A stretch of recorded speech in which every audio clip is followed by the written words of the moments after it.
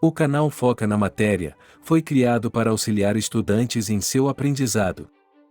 Ajude este projeto, deixe seu like, inscreva-se e ative o sininho. As primeiras informações sobre o interior da Terra foram obtidas pela observação de fenômenos naturais, como materiais expelidos por vulcões e comparações com fragmentos de meteoros, rochas vindas do espaço. A geologia realiza os estudos através da observação das camadas de minas profundas, e pelo poço na Península de Kola, na Rússia, com mais de 12 quilômetros de profundidade e uma temperatura de até 180 graus Celsius, que foi fechado para sempre. Atualmente, também são utilizados equipamentos acústicos, como sonares, em barcos, e sismógrafos, em vários pontos da Terra, para melhor se estudar as camadas da Terra. De acordo com os estudos, descobriu-se que a Terra é subdividida em diferentes camadas: crosta, manto, núcleo externo, líquido, e núcleo interno, sólido. A crosta terrestre é a camada superficial da Terra, formada por rochas. Seu formato é irregular com diversos relevos, devido à ação dos ventos, chuvas, erosão do solo, terremotos, vulcões e pela ação do homem, construindo cidades, túneis, barragens e transposição de rios. A crosta terrestre pode ser mais espessa como em regiões montanhosas, crosta continental, ou menos espessas como em regiões de oceanos, crosta oceânica. Crosta oceânica tem espessura média de 7,5 km. Grande quantidade de rochas provenientes dos vulcões. O lugar mais profundo é um abismo chamado de Fossa das Marianas, com 10.911 metros, localizado no Oceano Pacífico Ocidental. Crosta continental, sua espessura é maior do que a crosta oceânica. Formada por rochas de diferentes tipos. Sua extensão pode variar de 7 a 70 km, a partir da fronteira com o manto. O Monte Everest é o ponto mais alto do planeta com 8.848 metros de altura, localizado na Cordilheira do Himalaia, uma cadeia de montanhas entre a China e o Nepal. Manto terrestre, camada intermediária, logo abaixo da crosta terrestre e acima do núcleo, é a maior camada, cerca de 67% da massa da Terra, predominantemente sólida, sua extensão é cerca de 2.900 km. Dividido em duas partes. A crosta e uma parte do manto formam a litosfera, camada da formação dos continentes, ilhas e do fundo dos mares e oceanos. Manto superior, astenosfera, próxima à crosta, temperatura de 800 graus Celsius, influencia a formação de vulcões. No interior está o magma, que é muito quente e pastoso, 200 graus Celsius, que é expelido pelos vulcões e entra em contato com o meio externo chamado de lava. Núcleo, localizado abaixo do manto, é a camada mais interna e mais quente da Terra, dividido em núcleo externo próximo ao manto e o núcleo interno centro da Terra. Núcleo externo, aproximadamente 2.200 km de espessura, composto por ferro, níquel, oxigênio e enxofre. Devido à temperatura de 3.200 graus Celsius, acredita-se que o material está em estado líquido. Núcleo interno, extensão de 1.300 km, composto por níquel e ferro. A temperatura chega a 5.000 graus Celsius, mas devido à grande pressão das demais camadas exercem sobre ela, sua estrutura é sólida. A distância do núcleo interno até a superfície da Terra é de 6.370 km. Acima da superfície terrestre, o planeta apresenta três partes. Atmosfera, camada de gases e partículas que envolvem a Terra. Hidrosfera, engloba toda a água do planeta, tanto acima como abaixo da superfície terrestre, e biosfera, é o conjunto de ecossistemas nos quais se encontram todos os seres vivos que habitam o planeta. A atmosfera, camada de gases e partículas que envolvem a crosta terrestre, ela se estende até o espaço sideral. é composta principalmente por nitrogênio, N2, oxigênio, O2, em menor quantidade o argônio, Ar, e dióxido de carbono, CO2, vapor de água e pequenas partículas sólidas que ficam suspensas no ar. Os gases da atmosfera filtram e bloqueiam os raios solares, em especial os raios ultravioletas, UV, auxiliam na estabilidade da temperatura da superfície da Terra. Os gases são essenciais para os processos vitais, como a respiração dos seres vivos e a fotossíntese das plantas. Estão distribuídos em maior quantidade de gases próximo à crosta terrestre. E quanto mais alto, menos gases, o que torna a respiração mais difícil. A atmosfera é constituída por 4 camadas. Troposfera, próxima à crosta, extensão aproximadamente 12 km, possui maior quantidade de gases. Nela ocorrem os fenômenos do clima, como nuvens, chuvas, relâmpagos. Transitam nela os aviões, helicópteros e balões de turismo. Estratosfera, 50 km acima do solo, nela encontra-se a camada de ozônio, que funciona como a maior barreira contra os raios ultravioletas, que podem causar danos à saúde dos animais, plantas e seres vivos. Transitam nela os balões meteorológicos. Mesosfera, cerca de 90 km acima da crosta, é a camada mais fria da atmosfera, chega até 140 graus Celsius.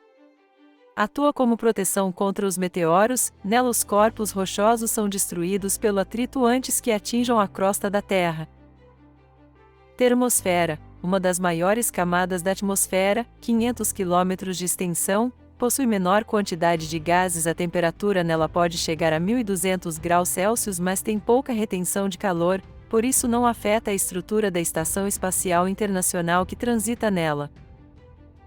Exosfera, última camada, fica na fronteira com o espaço sideral, nela transitam satélites e os telescópios que estudam o espaço. Os gases são extremamente poucos, por isso, dizemos que depois dela começa a ocorrer o vácuo, espaço desprovido de matéria, ou seja, vazio, não tem nada, nem som.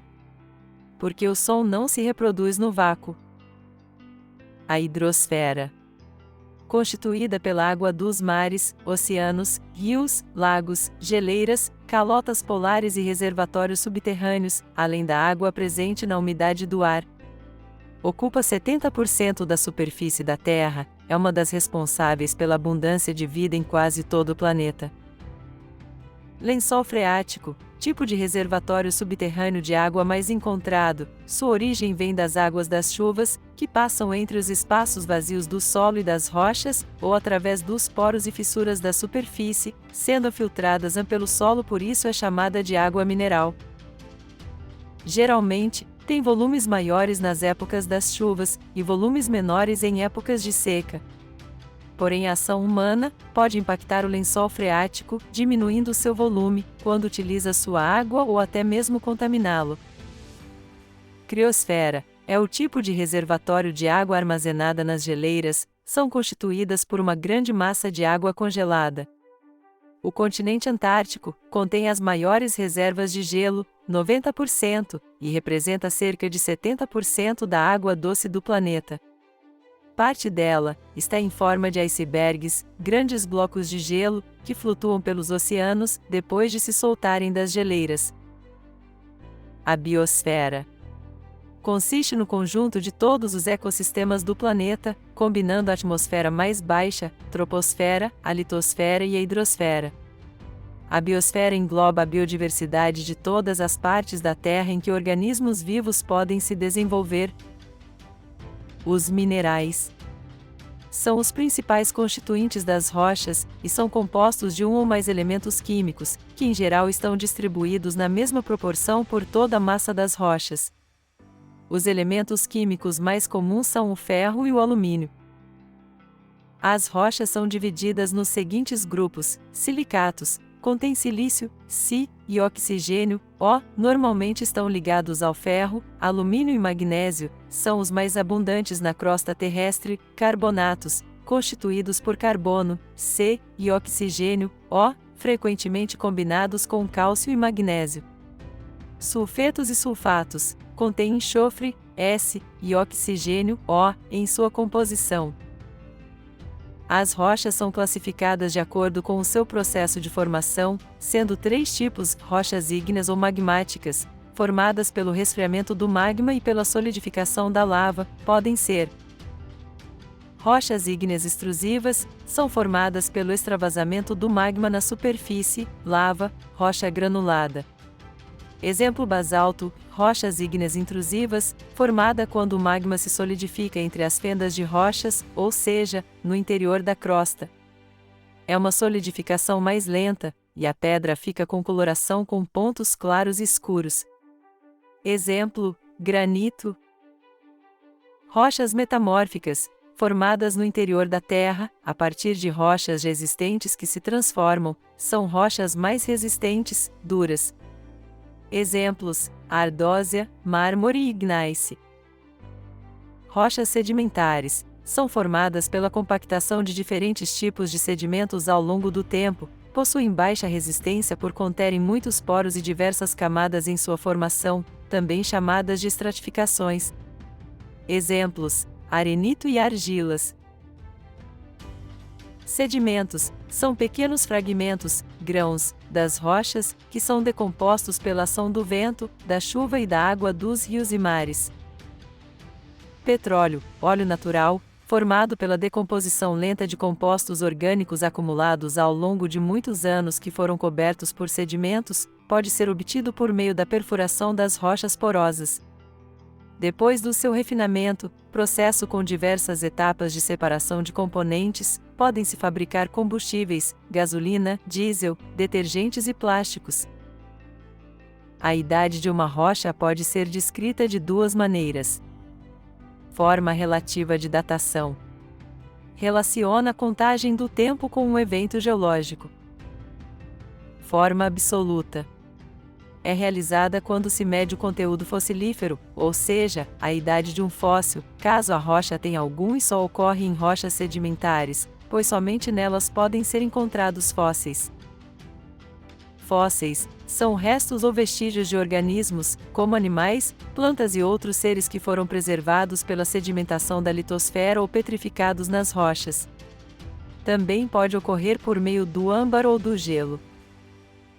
Os cientistas têm usado o registro fóssil como fonte para estudo do passado do planeta. Ainda existem debates sobre o uso dessa técnica e suas implicações. Uma linha teórica da ciência, ligada à teoria da evolução, classifica os fósseis em função do seu processo de formação. Fósseis petrificados são formados quando o material orgânico se transforma em pedra. Nesse tipo de fóssil são mais comuns serem encontradas partes de ossos e dentes.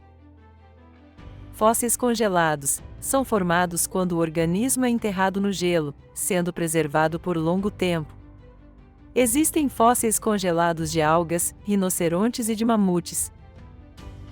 Fósseis impressos são formados quando o corpo ou parte dele é depositada sobre superfícies moles como a lama e depois foram revestidas por sedimentos, constituindo um molde.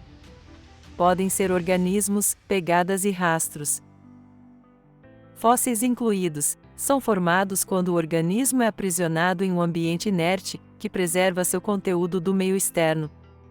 Exemplo: resina de âmbar ou cera, que envolvem as estruturas do organismo. E aí, pessoal? Bora para o quiz?